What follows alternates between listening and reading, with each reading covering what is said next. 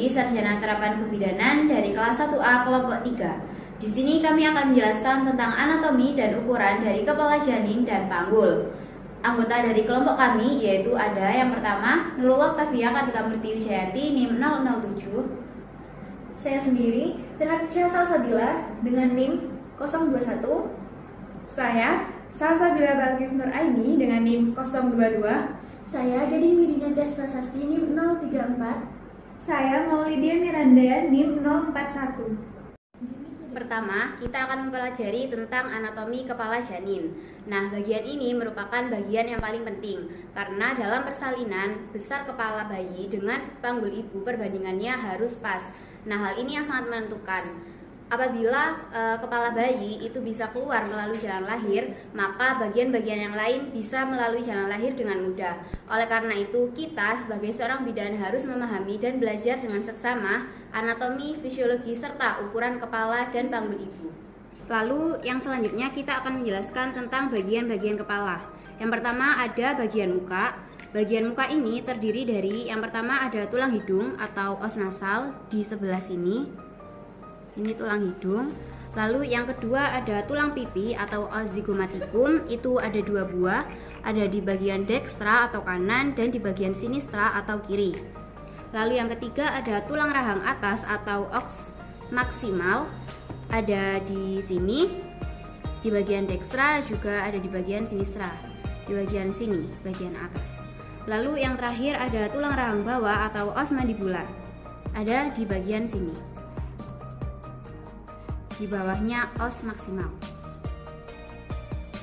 Nah, lalu bagian yang kedua ada bagian tengkorak.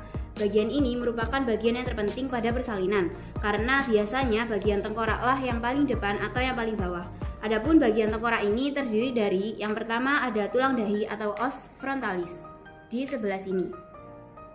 Ada 2 di mana os frontalis kanan dan kiri itu dipisahkan oleh sutura. Lalu yang kedua ada tulang ubun-ubun atau kita bahasa ilmiahnya ada os parietal, itu ada di sebelah sini. Dekstra dan sinistra, nanti di tengah-tengahnya ada sutura.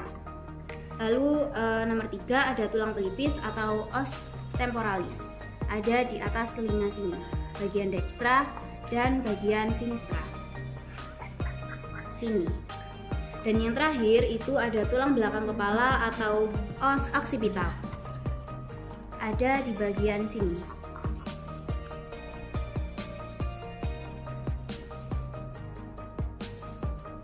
Nah, pada persalinan tulang-tulang bagian muka itu melekat dengan erat satu sama lain.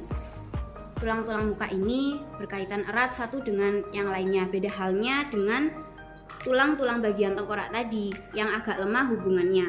Lalu juga antara tulang-tulang tersebut di atasnya terdapat sela otak atau sutura yang tadi ada di antara os frontal sama os parietal. Pada janin, sutura ini memungkinkan adanya pergeseran. Apabila kepala anak tertekan, maka tulang yang satu akan bergeser di bawah kedua tulang ubun-ubun. Sutura dan ubun-ubun itu penting sekali diketahui untuk menentukan letak kepala pada saat persalinan. Di sini saya akan menjelaskan tentang sutura. Jadi, sutura itu yang menyambungkan tulang-tulang tengkorak. Di sini saya akan menjelaskan sutura pada bagian belakang terlebih dahulu. Nah, seperti yang sudah saya tunjuk ini merupakan sutura lamboidea yang merupakan penghubung antara os occipitalis dan kedua os parietal yang ini. Jadi merupakan penghubung antara os occipitalis dan kedua parietal yang ini. Setelah itu yang merupakan sutura utama. Ini merupakan sutura utama. Sutura utama pembagi antara kedua os parietal, kanan dan kiri, kanan dan kiri. Yang merupakan sutura sagittalis. Di sini saya akan menjelaskan tentang ubun-ubun. Jadi, ubun-ubun sendiri terbagi menjadi 2, yaitu ubun-ubun besar dan ubun-ubun kecil. Ubun-ubun besar ini pada saat bayi dia bisa berdenyut. Nah, dan ini menjadi indikator seorang bayi mengalami dehidrasi atau tidak. Jadi, kalau misalnya terlihat cekung, berarti kemungkinan dehidrasi. Tetapi, kalau bentuknya rata sama dengan tulang tengkorak, itu kemungkinan kondisinya memang baik. Nah, kemudian untuk ubun-ubun besar ini, dia akan menutup saat seorang anak itu mulai berusia 18 bulan sampai 3 tahun. Ini berangsur-angsur menutup dan tidak bisa diraba lagi denyutannya. Ubun-ubun besar itu tersusun atas 4 sutura. Yang pertama, sutura frontalis terdapat di sini. Sutura frontalis yang di depan sini. Kemudian yang kedua, sutura coronalis. Sutura coronalis terdapat di sini, kanan maupun kiri. Dan yang terakhir yaitu sutura sagittalis, terdapat di belakang sini. Jadi di sini yang frontalis, di sini yang coronalis, dan di sini yang sagittalis.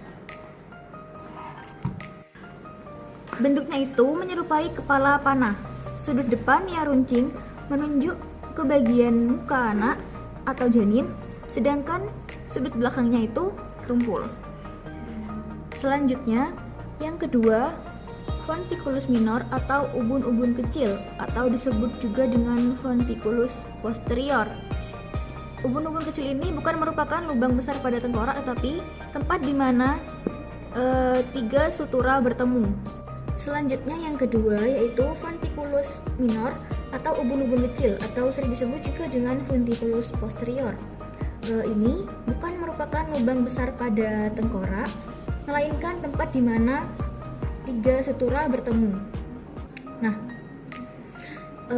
ubun-ubun kecil ini tersusun antara atas pertemuan sutura lamboidea dan sagittalis. Nah, yang belakang ubun-ubun kecil, pertemuan antara kedua sutura lamboidea sebelah kanan dan kiri, dan sutura sagittalis yang ini. Jadi yang lamboidea itu yang kanan kiri ini, kanan dan kiri, dan sutura sagittalis yang di tengah ini.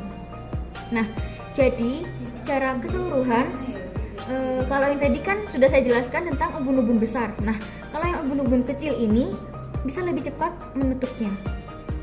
Nah, kalau yang ubun-ubun kecil tadi itu kan bisa lebih cepat menutupnya. Nah, kira-kira itu ubun-ubun dan sela-sela itu baru akan tertutup ketika anak sudah berusia 1,5 hingga 3 tahun. Baru nantinya akan menutup. Jadi itu semua tergantung pada anaknya. Selanjutnya kita akan menjelaskan ukuran muka belakang pada bayi.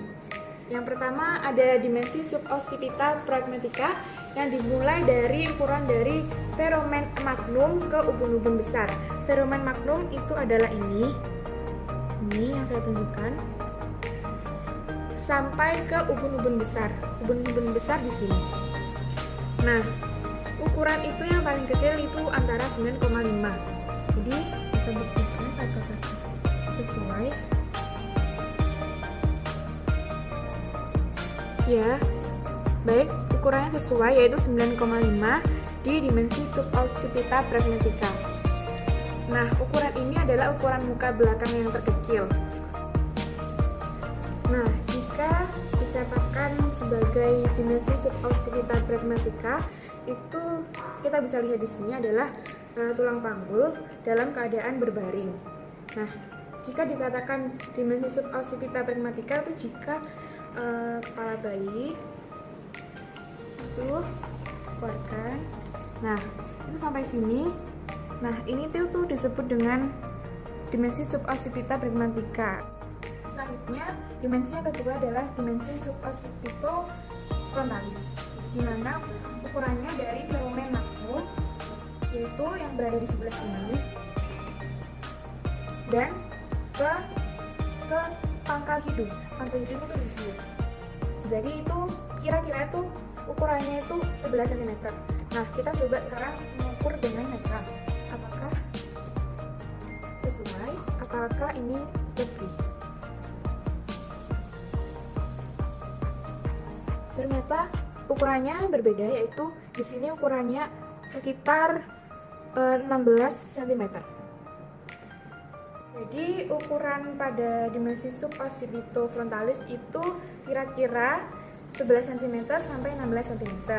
Nah, ukuran ini tuh melalui jalan lahir pada letak belakang kepala dengan fleksi yang sedang. Baik, selanjutnya ada dimensi fronto-occipitalis. Nah, dimensi ini dimulai dari pangkal hidung sini. Selanjutnya sampai ke titik yang terjauh pada belakang kepala. Sekitar sini ya. Di sini. Kita coba ukur.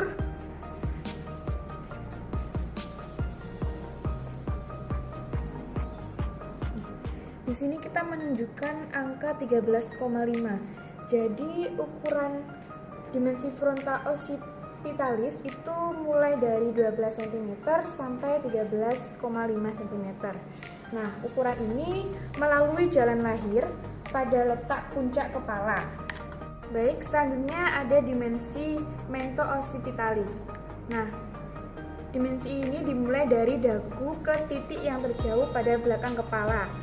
Ini adalah tulang dagu di sini sampai ke titik yang terjauh pada belakang kepala.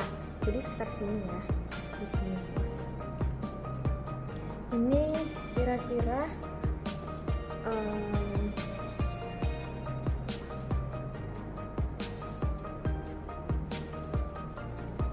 di sini sekitar 21 cm ya.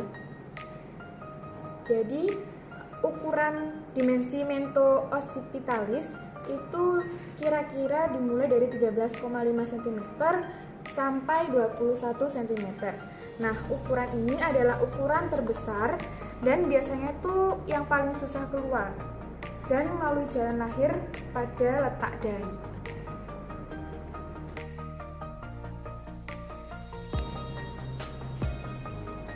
Baik, selanjutnya yang terakhir adalah dimensi submentobregmatica.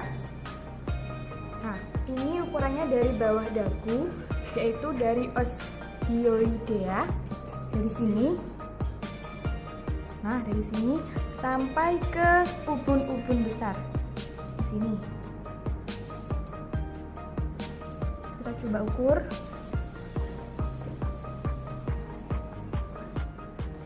Di sini kita menunjukkan ukuran di sini sekitar 11 cm. Jadi bisa dikatakan bahwa ukuran dimensi submentobregmatica itu dimulai dari 9,5 cm sampai 11 cm.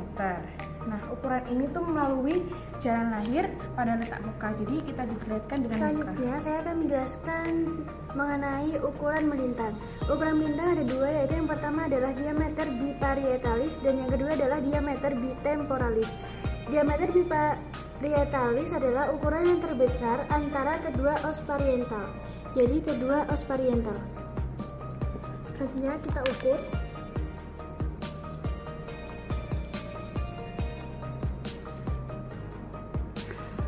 Ukuran antara kedua os pariental yaitu 11 cm.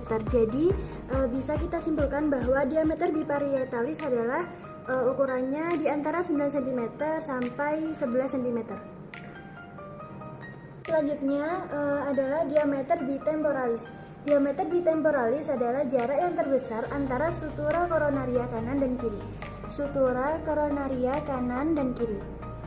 Baik, kita ukur.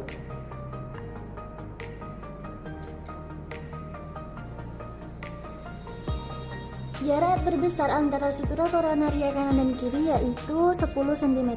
Jadi bisa kita simpulkan bahwa jarak yang terbesar antara sutura koronaria kanan dan kiri yaitu 8 cm hingga 10 cm. Baik, selanjutnya ukuran lingkaran kepala. Dibagi menjadi 3, yaitu yang pertama circumferentia suboccipitobregmatica, yang kedua circumferentia fronto-occipitalis, yang ketiga circumferentia mento-occipitalis. circumferentia suboccipito bregmatica dari tengkuk, suboccipito dan puncuk kepala bregmatica di sini. Kira-kira ukurannya 32 cm. Coba kita hitung. Dari tengkuk sini.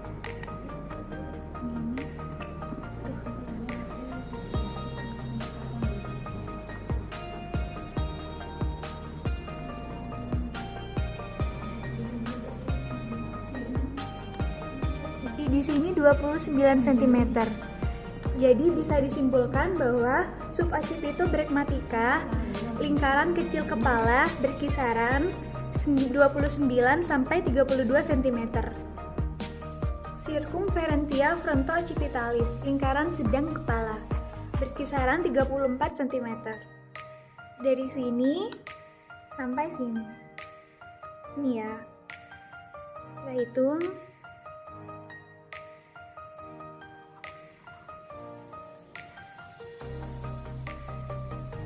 Di sini menunjukkan 30 cm. Bisa disimpulkan bahwa fronto-occipitalis berkisar antara 30 sampai 34 cm. Dan yang terakhir, circumferentia mento-occipitalis, lingkaran besar kepala, berkisar antara 35 cm. Coba kita hitung dari dagu sampai melewati telinga ya.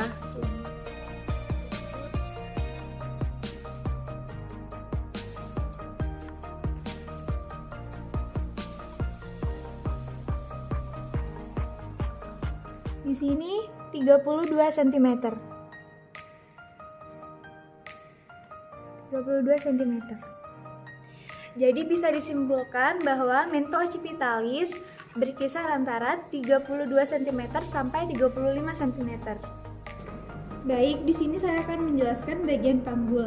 Bagian panggul dibedakan menjadi dua, yaitu bagian keras dan bagian lunak. Bagian keras itu dibentuk oleh tulang dan membentuk suatu corong. Bagian keras dibagi menjadi dua, yaitu pelvis mayor dan pelvis minor. Pelvis mayor itu menopang sebagian isi dari abdomen dan pelvis minor sebagai kerangka untuk melindungi bagian-bagian organ internal. Panggul terdiri dari beberapa tulang, yaitu dua tulang pangkal paha atau os coxae, ini dan ini, dan satu tulang kelangkang os sacrum ini, dari sini sampai sini. Terdiri dari satu tulang tungging os coccygeus ini.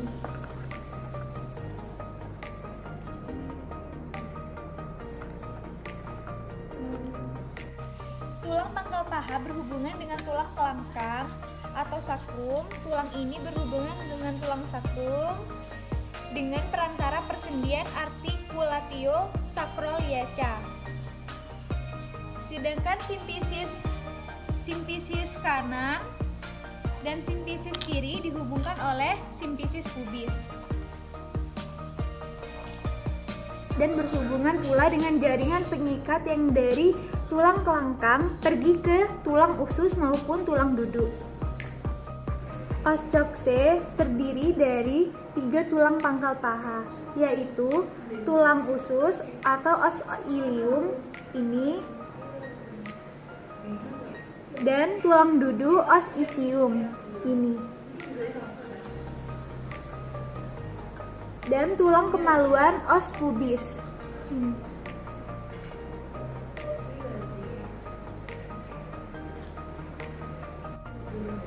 Terdiri atas 3 buah tulang yang berhubungan satu sama lain pada acetabulum. Acetabulum itu ini. Acetabulum ialah cawan untuk kepala tulang paha, caput femoris. Baik, selanjutnya di sini saya akan menjelaskan tentang perhubungan tulang pangkal paha atau ossocyle. Dari permukaan belakang tulang kelangkang ke tulang kelangkang atau sacrum ke tulang usus itu disebut dengan ligamentum sacroiliaca posterior. Dari permukaan depan tulang kelangkang ke tulang usus itu disebut dengan liga sacroiliaca anterior, liga iliolumbalis, dan liga sacroiliaca interosea. Baik, selanjutnya saya akan menjelaskan tentang perhubungan tulang pangkal paha atau ossosai. Yang pertama adalah dari permukaan belakang tulang kelangkang atau sacrum ke tulang ossosai itu disebut dengan ligamentum sacroiliaca posterior.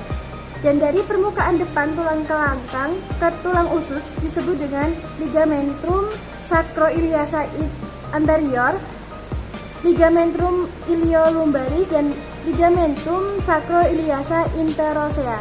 Dan dari tulang kelangkang ke spina ischiadica ialah disebut dengan ligamentum sacrospinosum. Baik, selanjutnya dari tulang kelangkang atau tulang sacrum ke tuber ischiadica, yaitu yang di sini, itu disebut dengan ligamentum sacrotuberosum. Dan dari tulang pangkal paha kiri dan kanan dihubungkan dengan oleh symphysis pubis, yaitu yang di depan. Baik, selanjutnya saya akan menjelaskan tentang tulang usus atau ossilium. Tulang usus itu merupakan tulang terbesar dari panggul dan membentuk bagian atas dan belakang dari panggul. Dan batasan-batasannya merupakan pinggir tulang yang tebal yang disebut dengan crista iliaca. Dan ujung depan maupun ujung belakang dari crista iliaca menonjol disebut dengan spina iliaca anterior dan superior, dan spina iliaca posterior dan superior. Jadi yang spina iliaca anterior superior itu yaitu yang ini, dan yang spina iliaca posterior superior yaitu yang di sini. Baik, selanjutnya sedikit di bawah spina iliaca interior yang di sini terdapat tonjolan tulang yaitu spina iliaca anterior inferior, dan sebelah bawah spina iliaca posterior superior terdapat spina iliaca posterior inferior. Baik, pada ossilium terdapat jalur yaitu disebut dengan linea innominata atau linea terminalis yang menjadi batas antara panggul besar dan panggul kecil, yaitu linea innominata yang ada di sebelah sini, yang menjadi batas antara panggul besar dan panggul kecil. Baik, selanjutnya saya akan menerangkan bagian tulang duduk atau yang disebut dengan os ischium. Nah, tulang ini terdapat di sebelah bawah dari tulang usus. Ini tulang usus. Nah, jadi tulang duduk ada di sebelah sini. Nah, yang saya pegang saat ini adalah bagian dari tulang duduk. Nah, di bawah sini ada yang namanya tulang tuber ischiadica. Dan tulang ini itu adalah tulang yang menopang ketika kita berdiri. Selanjutnya, untuk bagian yang lingkaran ini, lubang lingkaran ini yang bolong-bolong, itu namanya occuratum operator. Selanjutnya, yang sebelah sini, nah ini adalah namanya acetabulum. Oke, selanjutnya adalah bagian terakhir dari oxae adalah os pubis, yaitu di bagian ini. Nah, os pubis kanan dan kiri itu dipisahkan yang namanya symphysis pubis. Nah, ini adalah symphysis pubis. Baik, selanjutnya saya akan menjelaskan tulang kemaluan atau os pubis. Nah, tulang ini terdapat di sebelah bawah dan depan dari tulang usus. Depan dan bawah dari tulang usus, jadi di sebelah sini. Dengan tulang duduk, tulang ini membatasi sebuah lubang dalam tulang panggul yang dinamakan foramen obturator. Rangkai tulang kemaluan yang berhubungan dengan tulang usus disebut ramus superior ossis pubis. Di sini. Nah, selanjutnya bagian yang berhubungan dengan tulang duduk disebut dengan ramus inferior ossis pubis di bagian bawah. Nah, ramus inferior kanan dan kiri membentuk arcus pubis, di sini. Baik, selanjutnya penjelasan tentang os sacrum atau tulang kelangkang.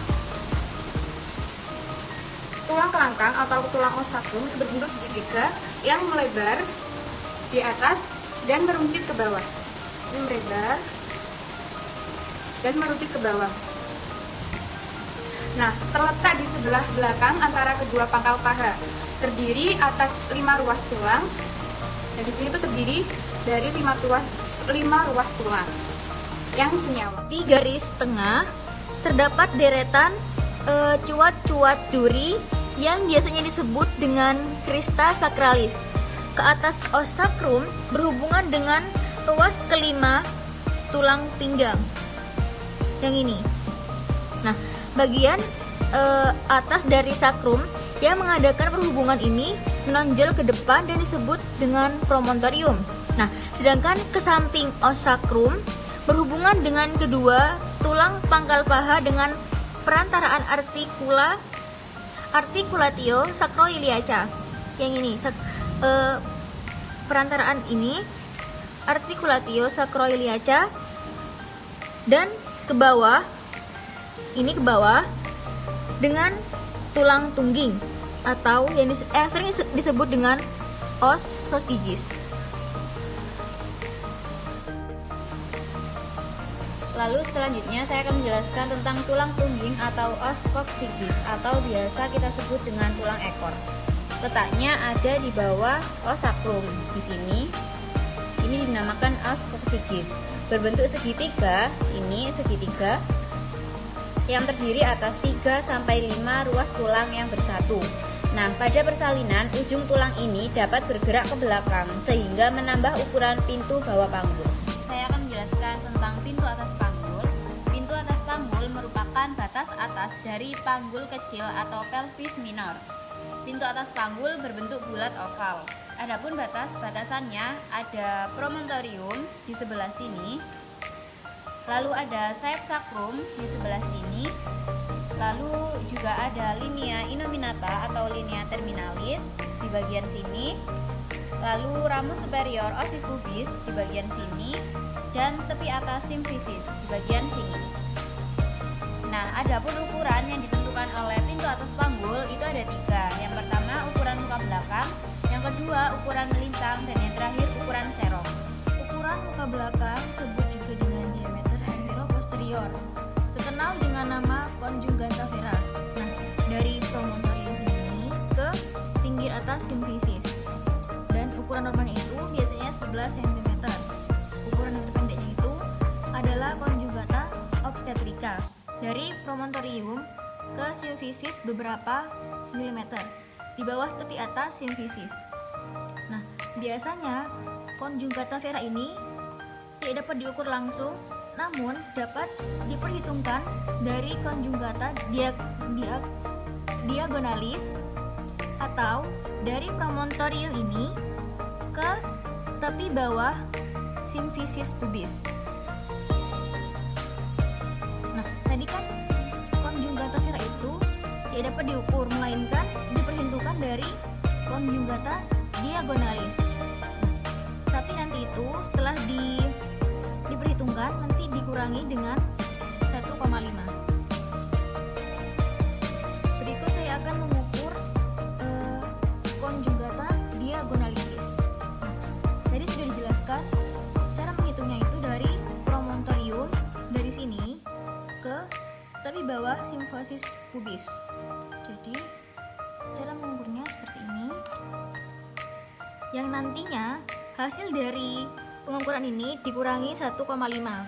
Di sini saya mendapatkan hasil 12 dan nantinya dikurangi 1,5. Jadi hasil akhirnya 10,5. Di sini saya akan menjelaskan ukuran melintang. Ukuran melintang disebut juga diameter transversa, suatu ukuran terbesar antara linea innominata diambil tegak lurus pada conjugata vera. Linea innominata di sini dan di sini. Nilai normalnya adalah 12,5 cm. Sekarang saya akan menghitung.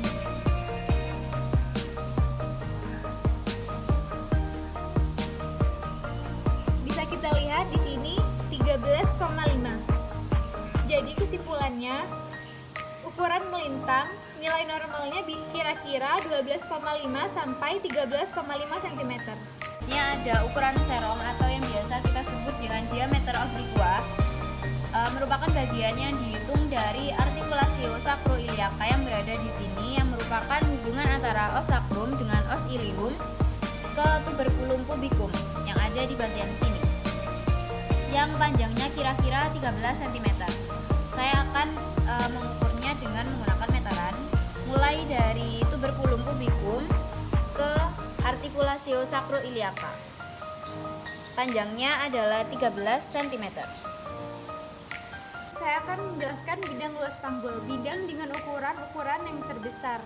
Bidang ini terbentang antara pertengahan simfisis pubis di sini, tapi di bagian belakang, dan di pertengahan acetabulum. Acetabulum di sini, pertengahannya di sini, tetapi di bagian belakang sini, dan pertemuan antara ruas sakral 2 dan 3. Kita hitung 1, 2, 3 di sini.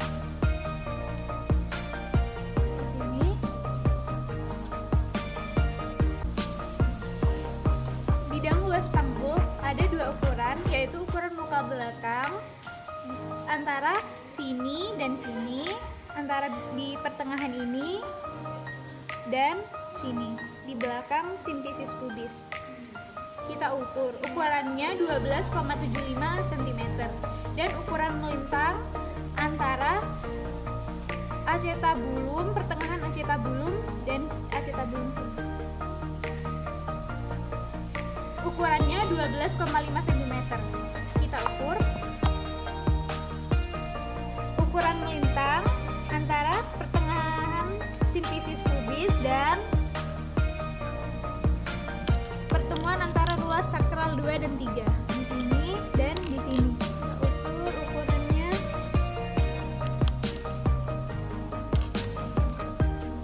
Ukurannya 10,5 cm.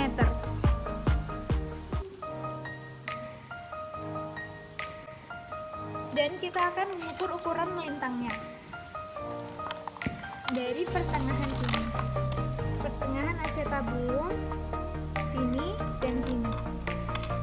Ukurannya 12, ukurannya 13 cm. Bidang luas panggul tidak menimbulkan kesukaran dalam persalinan karena tidak ada ukuran yang kecil. Bidang sempit panggul.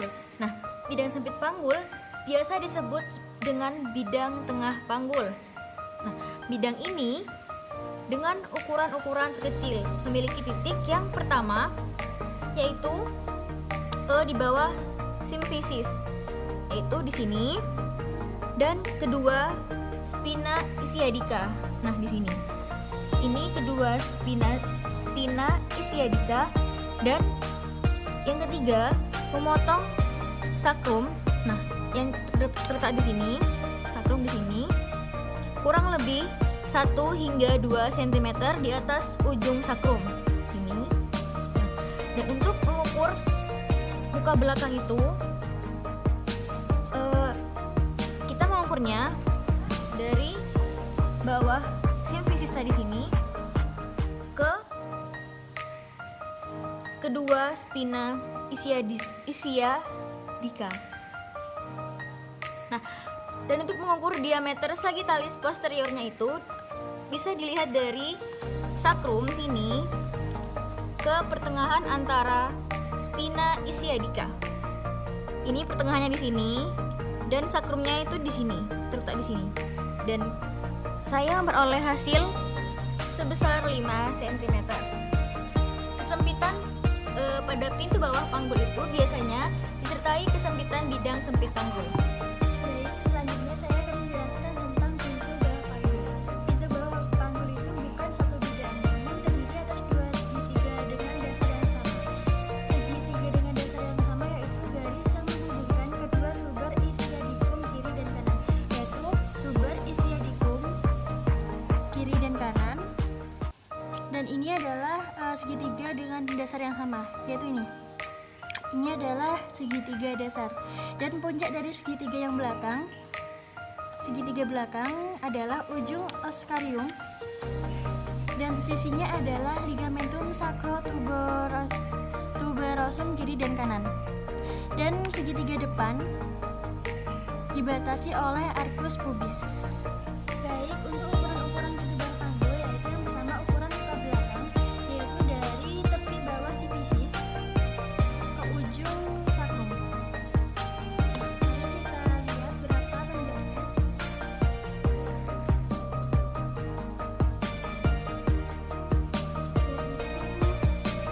11,5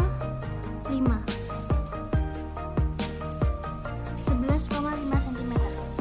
Dan ukuran melintang antara tuber isiadikum kiri dan kanan sebelah dalam. Jadi ini ya, ini adalah ukuran melintang. Untuk ukuran melintang panjangnya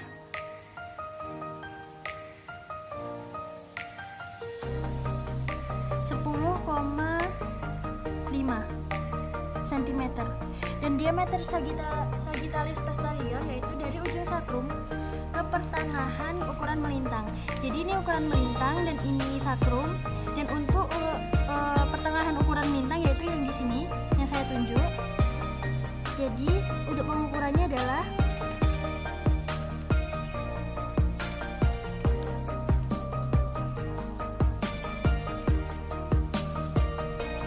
hasilnya yaitu diameter sagittalis posterior adalah 7,5 cm. Baik, Jelaskan bagian hood. Nah, bagian hood adalah bidang hayalan dalam panggul yang digunakan untuk menentukan seberapa jauh nagian depan anak atau janin turun ke dalam rongga panggul. Pembagian bidang hood itu ada 4. Yang pertama, hood 1.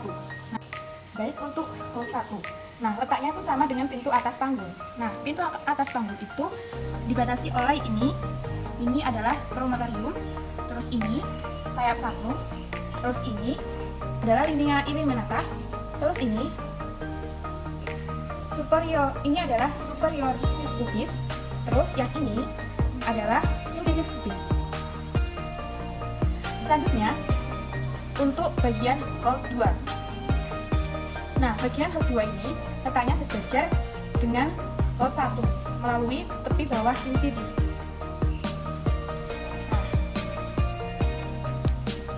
Jadi untuk letak kepala bayi saat keluar itu di sini. Jadi sejajar dengan hold 1 melalui tepi bawah simpipis ini. Terus untuk hold 2, hold 3 itu sejajar dengan hold 1 melalui spina istiadica. Ini spina istiadica itu di sini. Itu sejajar dengan ini. Nah, untuk hold 4 itu sejajar dengan hold 1 melalui ujung os coccyx. Os coccyx itu